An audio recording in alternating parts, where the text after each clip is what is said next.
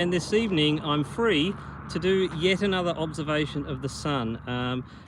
Again, another thing that is completely unremarkable, predicted on the globe, been known about for millennia, let's say.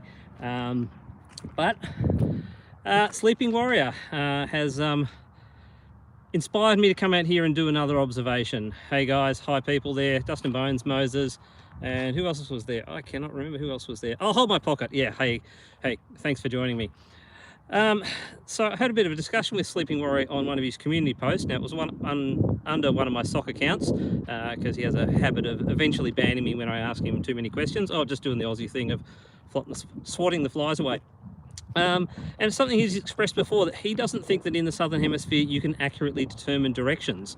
Or even determine directions at all, which is really strange because we have maps, we have aeroplanes, we have boats that ply the oceans down here.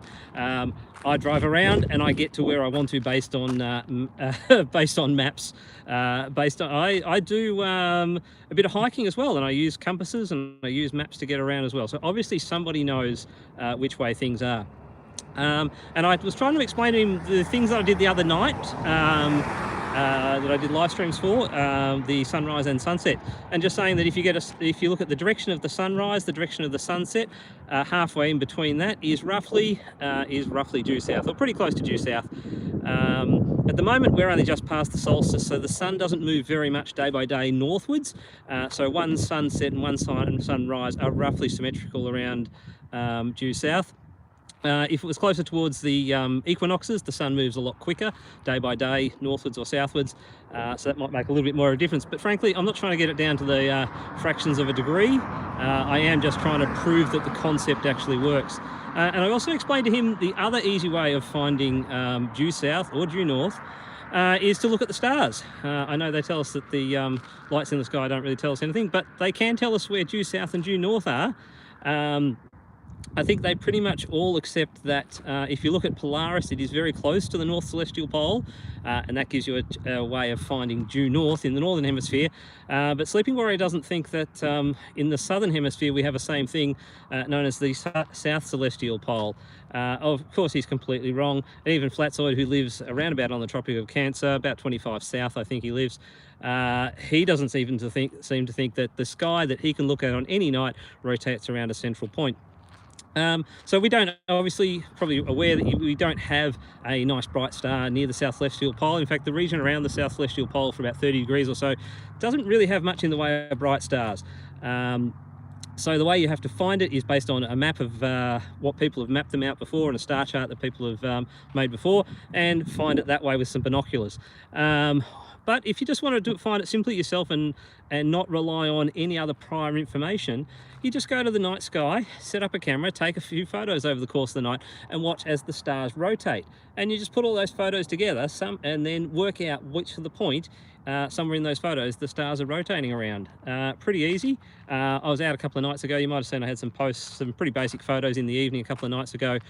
We had a little bit of an aurora here, not very spectacular. We're really getting close to the edge of where there was anything. It was just a little bit of pink in the sky that you couldn't pick up by eye. You really had to just get it on the camera.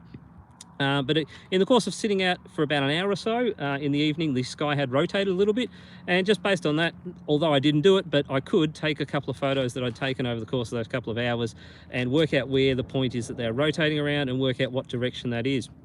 So I will explain where I am. I am still in Whyalla, South Australia, where I've been for the past week. So if Sleeping Warrior, if you are watching here, you will, sorry, apologise for this for just a second. Right, you'll be able to confirm where I am if you want to. I'm looking at the Lincoln Highway as it heads, well, we call it south out of town here, but at the moment it's kind of going southwestish, I think. I am just 100 metres south of the intersection with Racecourse Road, and I am on Horseshoe Road. And I'm just going to show you this big intersection sign here to show where I am. You can probably find it on Google Street View if you don't trust me where I am. Oh, hello Sean Hawkins, welcome. Now I'm also going to, if that'll get into focus, show my watch there. If you want to find out exactly where I am, it says I'm -2 meters elevation. I am not below sea level. I'm probably only, I'll turn this back so you can see my beautiful face. I'm only probably a fraction, a few meters above sea level. I'm just going to turn this around here. A couple of nights ago, where I did that, was looking for the aurora. I drove down this road into some sandy areas, and was in danger of getting bogged in my two-wheel drive car because it is that low lying that the tide comes in and makes some of this dirt very, very sloppy and slippery. And yeah, nearly would have got bogged if I had stayed in the same place watching the sunset and the aurora. I probably would have inadvertently got bogged without realizing it. So the sunset, now unfortunately some clouds have come over there, so you'll have to trust me that the sun is over there roughly behind, just slightly to left of that tree. New docks watches. I don't know what that is, Sean. Is that something am I inadvertently doxing myself with it? Is that what you mean? It's just a Garmin multi-sport watch, nothing too spectacular. Quite amazing, the sort of technology that you can get for literally a few $100s these days. Quite amazing. So you're going to have to trust me that the sun is over there behind those trees, and it is roughly, and I'll tell you why I'm doing this, it is roughly lined up with the street sign and that tree over there. Because what I am going to do is just to prove this to Sleepy, and I don't think he's going to be watching this, but I'm just going to very roughly draw a line in this very soft dirt. That's not so soft, that's a bit softer. That is, look, it's not going to be perfect, but that line is roughly pointing in the direction of the sunset, and the sunset's going to set in about 3 minutes, so it's close enough to the horizon. And so what I am proving to Sleeping Warrior is that so I'll turn the camera back this way, that tomorrow morning the sun is going to rise somewhere over in that direction, and if I was to draw a similar line in that direction of where I see the sunrise, if I then find the point sort of halfway between those lines, and I can do that any sort of way I like, that will be due south, true south. Now it's going to be a little bit inaccurate because I'm not getting a good sunset here, and I'm not really trying to be perfectly accurate, but it'll give a good idea.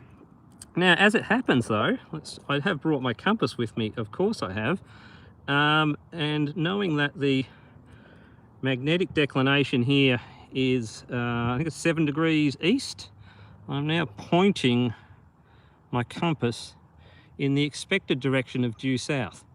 That's taking into account the magnetic declination, which Sleeping Warrior doesn't seem to know what it is either. I've asked a lot of flat earthers to explain in simple terms what magnetic declination is, and it can be done in one very simple sentence. None of them seem to want to do it. You know, you ask them a simple question about a definition or something, and you get some sort of, you either get nothing, or you get some sort of long-winded answer about how it disproves the globe, something stupid like that.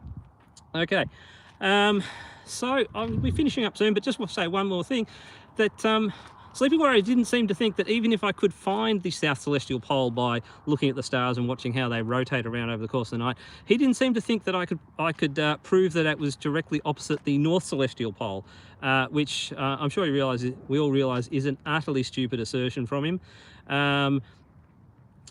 Now, there's a couple of ways that you can prove that. You could go to the equator where you can see both celestial poles, find the North Celestial Pole easily with Polaris, turn around and see that there's another rotation point exactly in the opposite direction of you. And then as you move further south, that rotation point gets higher and higher and higher above you, just like the North Celestial Pole does when you move north. There's no reason why, as you go south, that celestial pole should suddenly appear in a different direction than directly due south. But the other thing you can do is, if you don't believe there's a South Celestial Pole, you can infer where the position of the North Celestial Pole is, even if you can't see north. Can't see it, sorry, because you're in the southern hemisphere. And that is, again, simply watching the stars rotate. And whilst you can't see the point of rotation because it's below the horizon for you, you can look at the trails left by the star rotation and infer what direction that point of rotation is, even if you can't see it. You'll get these little rainbow arcs on the northern horizon, and the centre of that arc is where true north is. By looking up, Well, indeed, Sean Hawkins talking about the when they say that the lights in the sky can't prove the shape of the ground. I've been trying to get some flatties to take me up on a discussion about that. At some point I'll probably make a video all on my own because none of them want to talk about it. And in comments, I've left comments against people who say that, and by asking them the question, do they accept that celestial navigation can be used to find your location on Earth? Hold my pocket, where is Lily? He's probably not here. I posted a comment to him on one of his community posts that I've been discussing a couple of hours ago, saying I was going to go live streaming, but I'm not really sure whether he saw it, and I don't really expect him to be here. So where was I at? Totally forgotten what I was talking about then, I'm sorry. Anyway, no, I've completely forgotten what I said. Sean, if you can remind me what I was saying about 2 minutes ago, that would be really great. Thank you very much. But anyway, Riley doesn't believe that we can know our direction in the south, which is really, really stupid. So in celestial navigation, thank you, Sean. The lights in the sky. Thank you very much. I'll finish this discussion off, and I'll leave it at that. So, can celestial navigation find your location on Earth? Yes, it can. I've asked this to a few flatties, and they don't even answer. They don't want to answer and agree that celestial navigation actually works. Now, that directly does not tell you the shape of the Earth, but if you've been following some stuff that Toon did it during TFE and Critical Think, they were measuring the separation of longitude lines at various different latitudes. And so you can use celestial. Now, they were using GPS to get their longitudes and latitudes and making sure they were taking measurements across the same latitude line or close enough. And it looks like I've got a bot here in my comments. Welcome along. Such a small channel, and I've got a bot.